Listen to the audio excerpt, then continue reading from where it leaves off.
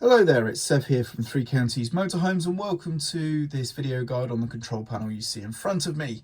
A relatively simple control panel to use, but it can be a bit confusing because of the nature of its operation. It's largely touch based and it uses a variety of different symbols as buttons and indicators, and also, as you've just seen, a large amount of them could disappear when it is in a standby state. I'm going to just run through the basic functionality so that you can use this panel to operate your leisure vehicle, but for any deeper use such as troubleshooting issues or installation, that's beyond the scope of this video. Please refer to your manuals for further information. So let's get started. So normally the panel will look something like this. It will have maybe some or none of the symbols showing on the screen when the panel is in the off state. This panel is showing us some information though. Currently it is showing that the vehicle is plugged into mains electric. That's the symbol you see just there, if I can get the camera to focus in properly. And also it's showing an alarm on the freshwater tank, but I'll come on to that in just a moment. Now the power button is where you see the little flashing button here. Yours may not be flashing, but you just simply press in and around that area and we'll get all of the available buttons will pop up for us to press, and then we can start turning things on. So for example, the light bulb here is going to turn on the vehicle lighting, and the lights in this particular vehicle have now come on, as you can see. We also have a button for auxiliary that can be wired to a number of different things depending on your panel's installation and what other features have been connected to that particular function. This is for the outside awning light. Now you can see when things are enabled, they do go green. This is for the water pump, which I'm going to turn off because this vehicle is actually empty of water at the moment.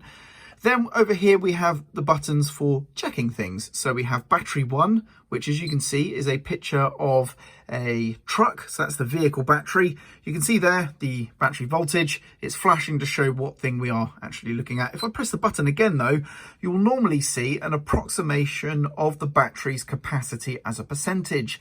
However, this vehicle is charging, so you can see the indicator just cycling there to show us that it's charging.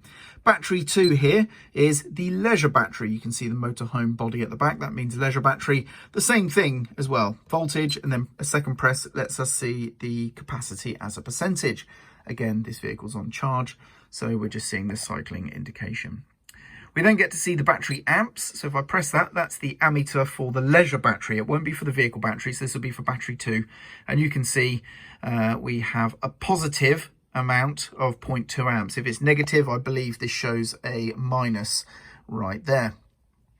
Then we have freshwater tank, this blue water symbol here, and S1 is the freshwater tank. Now, some vehicles can have multiple holding tanks of both fresh and waste, and this panel can support, I think, 2 fresh tanks by the look of it here, and maybe 2 to 3 waste tanks.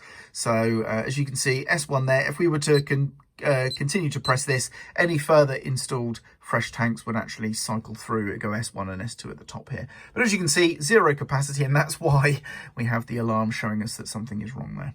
Same for the waste. If I press waste, which is the red water tank, we get R1. You can see the symbol there for R2. So you can just about see S1, S2, R1 and R2. So it is 2 tanks for each for fresh and waste that this panel can support. But this vehicle only has 1 of each, so fresh and waste. The waste is the R, and again, 0 capacity in there. Then if I press the temperature selection, we have internal temperature. And if I press again, we get the external temperature. And that is pretty much it for the panel functionality. It's as simple and easy as that. So now I have turned off the mains electric supply to this vehicle so we can see how that changes the indication of some of those items. So you can see from the standby panel, the things that are on are shown as on at the moment. So we still have our lights and awning light on. Pressing anywhere near this area or any of these 2 sides will generally bring the panel back to life. Let's check the battery now. So you can see 13.2 volts on the vehicle battery, and it's reading 100%, and it's probably going to be the same for the leisure battery. The ammeter now is showing 2.5 A minus, which means that that's a negative figure, so we're drawing 2.5 amps. So that's what it looks like when you're taken off of mains electric hookup or off of any kind of charging facility.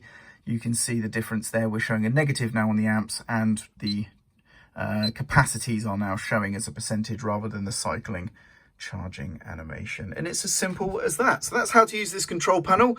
I hope you found this video useful. I'm Sev, and thank you very much for watching.